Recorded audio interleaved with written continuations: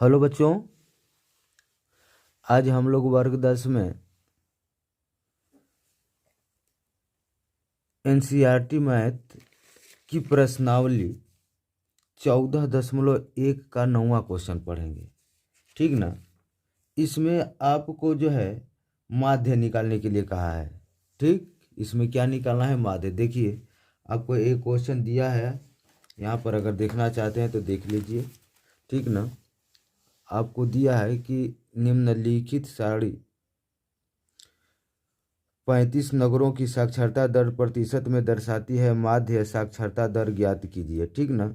इसका जो है माध्य साक्षरता दर निकालना है। तो माध्य निकालने के लिए देखिए, ये जो 45 से 55, 55 से 65, 65 से 75, 75 से 85 और 85 से 95 जो दिया है वर्ग अंतराल है।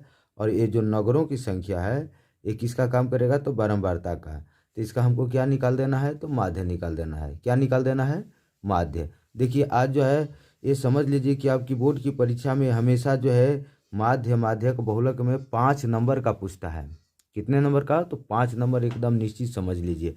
या तो माध्य से पूछ दे, माध्यक से पूछ दे या बहुलक से पूछ दे। तो आज हम लोग क्या निकालने जा रहे हैं? माध्य निकालेंगे। इसका क्या निकालेंगे? माध्य, यानी वर्ग अंतराल का माध्य कैसे निकलेगा। ठीक, तो देखिए यहाँ पर आपको दे दिया है वर्ग अंतराल कितना दिया था। तो 45 से 55 है, इसके बाद 55 से 65 है, अब 65 से कितना है? 75 है, अब 75 से 85 है, और 85 से 95 है। ठीक, अब इसका हम लोग माध्य निकालने के लिए सबसे पहले क्या काम करते हैं कि इसमें कई विधियां होती हैं माध्य निकालने के लिए। तो हम लोग जो है सामान्य विधि अर्थात प्रत्यक्ष विधि से इसका हम लोग माध्य निकालेंगे। ठीक, तो सबसे पहले क्या निकाला जाता है? वर्ग अंतराल और बारंबारता दिया रहने पर हम लोग वर्ग चिन्ह निकाल लेते हैं। क्या निकाल लेते हैं? वर्ग चिन्ह, या मध्य बिंदु भी बोलते हैं। वर्ग चिन्ह निकाल लीजिए। ठीक, वर्ग चिन्ह को किससे लिखते हैं? तो वर्ग चिन्ह को लिखते हैं यक्ष से। किससे लिखते हैं? यक्ष से। देखिए, वर्ग चिन्ह निकालना जो है बहुत ही आसान होता है।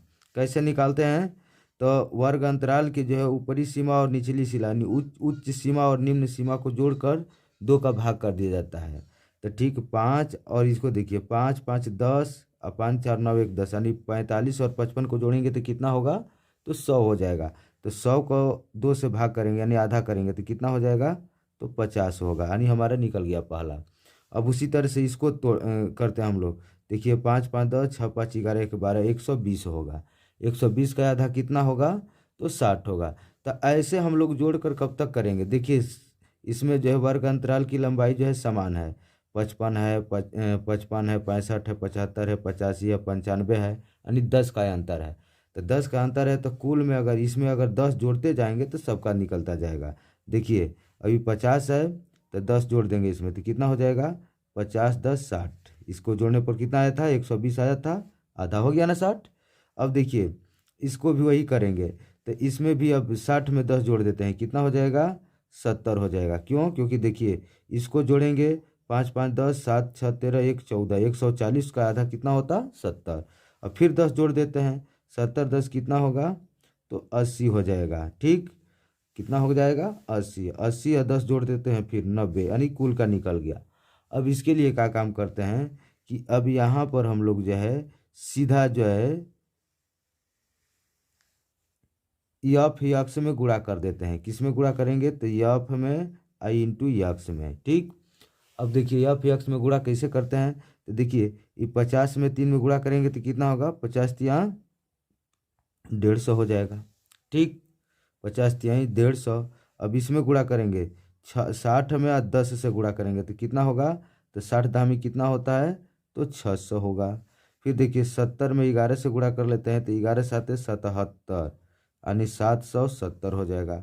8 में 80 का गुणा करेंगे, 8 अट्ठाईस 64, यानी 640 हो जाएगा। और 9 3 27, यानी 270 होगा। ठीक, अब क्या काम करते हैं कि सबसे पहले जो है बारंबारता को हम लोग जोड़ लेते हैं। किसको जोड़ लेते हैं? बारंबारता को। तो बारंबारता का जोड़ को किससे लिखते हैं? सिग्मा से। सिग्मा माने होता है जोड़, और यहाँ पर यफ लगा दिए तो यानी यफ यानी बारंबारता का जोड़। तो बारंबारता का जोड़ में क्या होगा कि इसको जोड़ते हैं तो कितना आया? 3 1 4 8 12 3 15 का 5 हो जाएगा। हासिल 1 1 1 2 1 हासिल लगा था, कितना हुआ? 3। अब इसको जोड़ देते हैं। देखिए, जीरो जीरो जीरो जोड़ेंगे तो एफ एक्स को पहले हम पे लिख लेते हैं, एफ एक्स बराबर देखिए नीचे जीरो हो जाएगा। अब देखिए 5 7 12 4 16 16 7 23 कितना होगा 23, यानी 7 4 11 11 11 7 18 18 5 23 का कितना हो जाएगा 3, हासिल कितना लगा 2। अब देखिए 6 1 7 आ 7 14 14 6 20 20 2 22 आ 2 हासिल लगा था 22 2 कितना हुआ 24। एक बार और जोड़ लेते हैं, देखिए 6 2 8 7 15 6 21 1 22, इसमें का 2 हासिल लिया लगा था कितना हो गया, यानी एफ एक्स का मान इतना हुआ। अब आपको जो है कुछ नहीं करना है, इतना करने के बाद क्या काम करना है कि अब डायरेक्ट जो है आप माध्य का सूत्र लगा दीजिए। डायरेक्ट किसका, माध्य का सूत्र। माध्य को किससे लिखते हैं तो यक्स बार से लिखते हैं, या यहाँ पर हम लोग लिख सकते हैं हिंदी में भी क्या चीज़, तो माध्य बराबर। इसका सूत्र क्या होता है माध्य का, तो माध्य का सूत्र होता है सिग्मा एफ एक्स, अब बटा में सिग्मा क्या रहेगा एफ।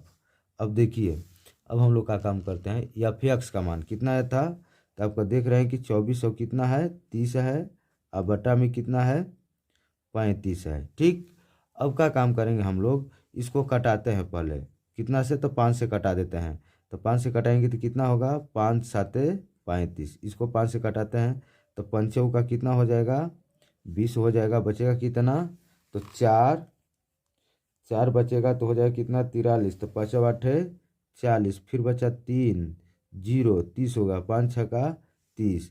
अब 7 को इससे हम कटाते हैं, यानी कितना ई हो जाएगा, अब ई हो जाएगा आपका कितना 486 के बटा में कितना हो जाएगा 7।